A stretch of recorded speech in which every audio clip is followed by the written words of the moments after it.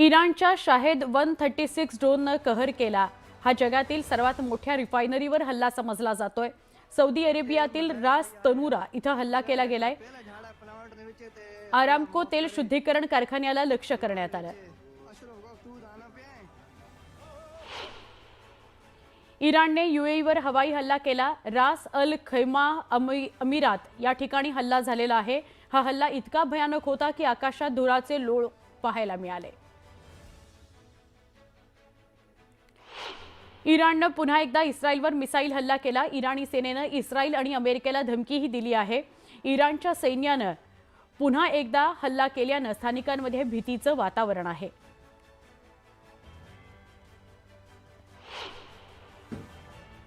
Iran America आणि इस्रायलचे हल्ले परतवून लावत आहे। अमेरिका आणि इस्रायलला प्रत्युत्तर म्हणून सौदी अरेबियाच्या रास तनुरावर आत्मघातकी हल्ला करण्यात आला। यावेळी इराणनं ऑइल रिफायनरीला लक्ष्य केलं होतं। इराणच्या सैन्यानं पुन्हा एकदा बहरीनच्या बंदरगावावर हल्ला केला। हा हवाई हल्ला होता। इथल्या अमेरिकन जहाजाला इराणनं निशाणा बनवलं। ज्या जहाजावर हल्ला केला ते युद्ध साहित्यानं भरलेलं असल्याची माहिती समोर आली आहे।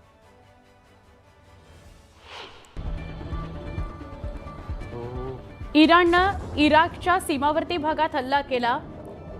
इरबिल एअरपोर्ट जवळ हा हल्ला करण्यात आला। इराकच्या इरबिलमध्ये अमेरिकन सैन्याचा तळ असल्याची माहिती आहे। दरम्यान या हल्ल्यात किती नुकसान झालंय याचा आकडा समोर आलेला नाही। इस्रायली हल्ल्यानंतर बैरूतमध्ये गोंधळ उडालाय। लोक दक्षिण लेबनॉनमधून पळून जाताना दिसले। या स्थलांतरामुळे रस्त्यांवर मोठ्या प्रमाणात वाहतूक कोंडी झाली। इस्रायली हल्ल्यांना प्रत्युत्तर म्हणून लेबनॉनने बैरूत परिसरामध्ये विशेषतः हिजबुल्लाच्या वरिष्ठ कमांडरना लक्ष्य केलं। गुप्तचर माहितीच्या आधारे हवाई दल आणि नौदलानं बैरूतच्या दाहिया या भागामध्ये इराणी राजवट आणि हिजबुल्लाचे मुख्यालय उद्ध्वस्त केलं। इराणकडून बॅलिस्टिक मिसाईल हल्ला करण्यात येणार असल्याची सूचना मिळाल्यानं इस्रायलच्या मध्यवर्ती भागात सायरन वाजत आहे। इस्रायलच्या दिशेनं हे मिसाईल डागण्यात आल्याची माहिती आहे। दरम्यान या भागातील नागरिकांना सुरक्षित स्थळी आणि बंकरमध्ये आश्रय देण्याची सूचना देण्यात आली।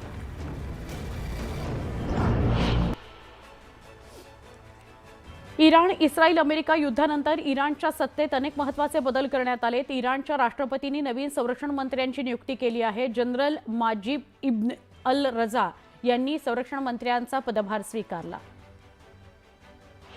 इराणनं इस्रायलवर मिसाईल हल्ले केले। तेल अवीव जेरुसलेम इथं संपूर्ण इस्रायलमध्ये मिसाईल हल्ले करण्यात आले।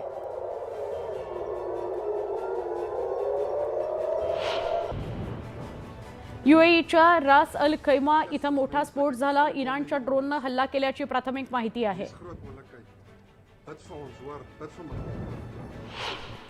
पश्चिम आशियातील देशांमध्ये सुरू असलेल्या युद्धादरम्यान पंतप्रधान नरेंद्र मोदींकडून शांततेचा संदेश देण्यात आला। शांततेच्या मार्गाने चर्चा करण्याच्या बाजूने भारत आग्रही आहे।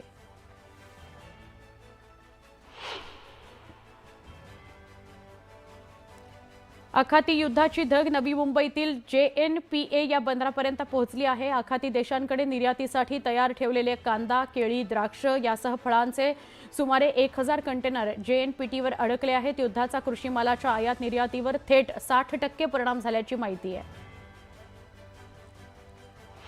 युद्धाचा परिणाम विविध स्तरावर होताना बघायला मिळतोय। भारतातील भांडवली बाजारावर जसा याचा परिणाम झाला तसा पर्यटन व्यवसायावरही परिणाम होताना दिसतोय। परदेशात फिरायला जाणाऱ्या 90% लोकांनी बुकिंग रद्द केलेली आहेत। जगभरामध्ये सुरू असलेल्या घटनांमुळे पर्यटन व्यवसायावर मोठा परिणाम झालाय।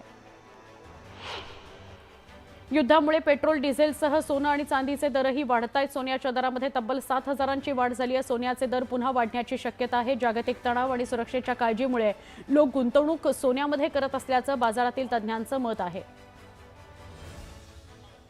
नाशिकच्या कांदा निर्यातीला युद्धाचा फटका बसलाय। मुंबईच्या JNPT बंदरावर 150हून अधिक कांद्याचे कंटेनर अडकले। दुबई आणि इतर आखाती देशातील युद्धामुळे बाजार बंद असल्यानं माल स्वीकारला जात नाही। युद्धामुळे आखाती देशात मनमाड, लासलगावसह नाशिक जिल्ह्यातून केल्या जाणाऱ्या कांदा निर्यातीला मोठा फटका बसलाय। आता निर्यात ठप्प झाल्यामुळे त्याचा परिणाम कांदा निर्यातदार आणि शेतकऱ्यांवर होत आहे। इराणचा सर्वोच्च नेता खामेनींच्या मृत्यूनंतर मुंबईच्या भेंडी बाजार इथल्या मस्जिद इराणी इथं शोकसभेचं आयोजन करण्यात आलं होतं। यावेळी मुस्लिम बांधवांना अश्रू अनावर झाले। जालन्यातले काँग्रेस खासदार डॉक्टर कल्याण काळे दुबईमध्ये अडकल्याची माहिती आहे। काही कामानिमित्त कल्याण काळे हे दुबईला गेलेले आहेत, मात्र युद्धजन्य परिस्थितीमुळे विमानांची उड्डाणं बंद आहेत, त्यामुळे कल्याण काळे दुबईत अडकलेत।